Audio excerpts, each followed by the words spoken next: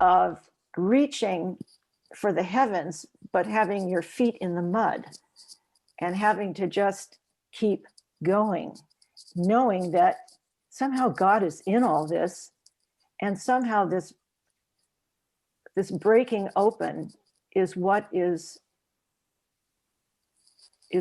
going to allow something good to happen. For Mirabai Starr, it was the loss of her daughter in a car accident. And when she started translating Teresa, it gave her a whole other opening in her life. And I just want to read a couple of quotes from Teresa. Let me just find them real quick here. One is, and I love this, she says, I've had a great deal of experience with men of learning who have taught me much and greatly benefited my soul. I have also had a great deal of experience with half-learned men who have done me no end of harm. And I want to point out that the Immaculate Heart Sisters had more education and PhDs than all of the priests in the Archdiocese. So they were subjected to men of half learning that had done them a great deal of harm. And one of the other quotes that I just wanted to say too was that the teachings of those like Teresa of Avila is that they are constantly challenging us to allow the radiance of divine love to burn down the walls that try to contain it, that try to control it. That means living in a perpetually ambiguous space, and so it's very uncomfortable. That's actually from Mirabai Starr. So those are my breadcrumbs that I'm sharing with you, because I feel like we're at a time right now where we are trying to find our way again. We're trying to find our way and find the meanings, the little bits that connect one story to another and how it affects our own lives. And I didn't know that this woman who lived 500 years ago would suddenly have so much meaning for me. And anyway, there's the story. So I hope that you have some reflections on your own lives in our discussion, and the breadcrumbs and the connections in your life too, or what has happened for you that feels like, oh, this is maybe somewhere where I have connections, a story connection too. Okay, here you go. Oops. Thank you. I'm always messing this up. I'm kind of thinking, like, I almost want to just kind of, that was so profound, and I just want to digesting all of that right now. And like, I almost feel like I would love to open this up to dialogue and stop the recording in a second, but I'll share one thing. And then maybe I'll share my other story in different ways. We can talk about that. But like, what I didn't know you were going to share today, Aunt Pat, was about the converso, the conversion. And I know, Mom, you know where I'm going with this. I'm like, oh my gosh, Aunt Pat's going there. And what you need to know about my family, about the Santa Maria family, is we were not Santa Maria. We were Levi. We were Jewish. We were Sephardic Jews in Spain. And that lineage can be traced on my father's side all the way back. And so we were in hiding, and according to my abuela, and then subsequently I have like a bunch of documents now on this. And I went to Toledo a couple of years ago and before, and every time I step into Toledo in Spain, it's this weird, they even have a street that's called Samuel Levy, and they have the convents and all that, like all these places where the Jews were hidden. And it's kind of this eerie ground to walk on, because I feel like I've been there before, and not you know, like I know it's like ancestral, but it's like this weird energetic kind of feeling. But I will say that as you were talking, it brought up for me just what it means to and with what you were talking about with Father Bill, about to have faith and then to lose faith. And it brought me back to, what did my family have to go through as they were hiding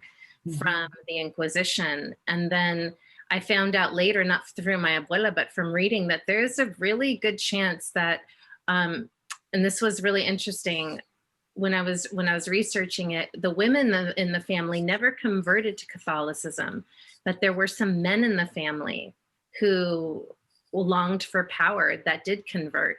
And one of them became an archbishop and ended up persecuting Jewish people himself. There was two. But the women never converted. The women in my family they stayed underground, or they fled, or they were persecuted, but they never converted.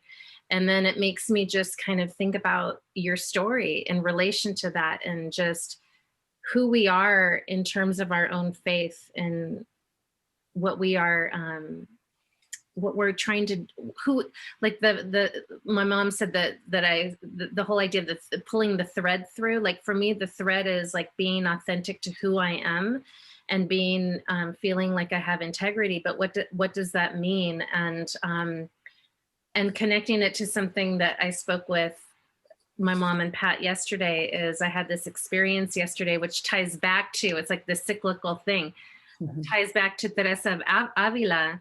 My mom is going to bring in just a little bit, a nugget around her poetry on traveling. But yesterday, it's Roman and it's our anniversary today. And so yesterday we went to this little Mexican mercado, and we bought all the kind of foods that we want to eat today.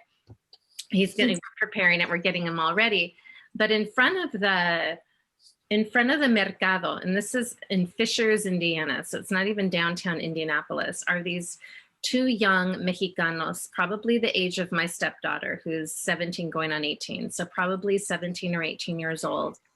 And I didn't see both of them. Thank you, Megan. I didn't see both of them, but one of them at first, he had his head down, and he's, in a hoodie, and it was hot, but he was wearing warm clothes, and he looks up and he just mumbles in Spanish, can I borrow some money, and that sort of thing. And I looked at him, and I was feeling his energy. I'm like, and I had my two girls there, and I had Roman there, and he was trying to talk to me. I'm like, let me just think. Cause I know myself to know, like, I have to like go through this whole process where I'm discerning the energy to figure out where people are coming from with things. And I need time. I can't do that.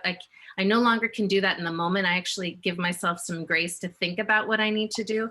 So I went into the store, and I'm thinking about it, and I'm talking to Roman. I'm like, I feel that there's a story here that I don't know. And my discernment tells me that he is in need. I don't know why he needs the money per se, but what I do know is he's in need. And I'm willing to help him because he's a human being who is in need. So let's give him some money. And so when we went back outside, there were two of them, and they were, and I'm like, can you tell me where you're from? And then the whole story came out of, they had come all the way from Jalisco, Mexico, which is, I have family there in Jalisco. And I'm like, how in the world did these two young men arrive to Fishers, Indiana? Like, of Indiana, why would they choose Indiana, a red state that is so discriminatory? I mean, like, how did they even get up? Like, so I'm thinking of all these things.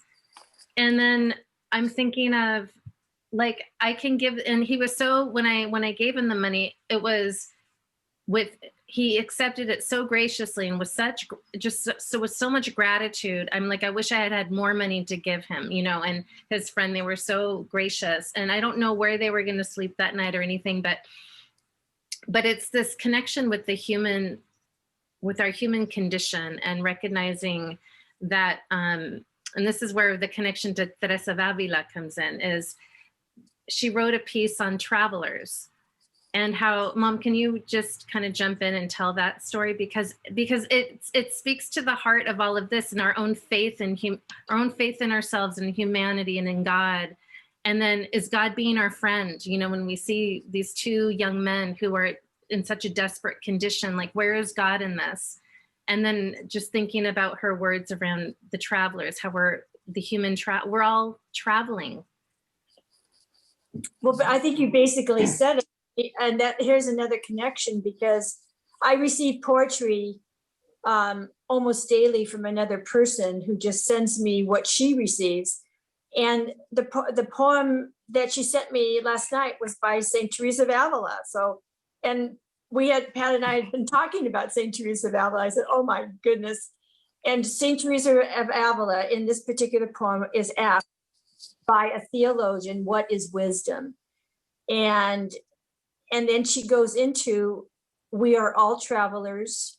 We are all in need of food, and we are all in need of lodging. And immediately I thought, Cristina, because Cristina, I had already heard Cristina's story about meeting these two young men from Jalisco. And I said, this is all connected somehow. So I just, so of course I sent the poem out to Pat and to Cristina so that they would just be aware.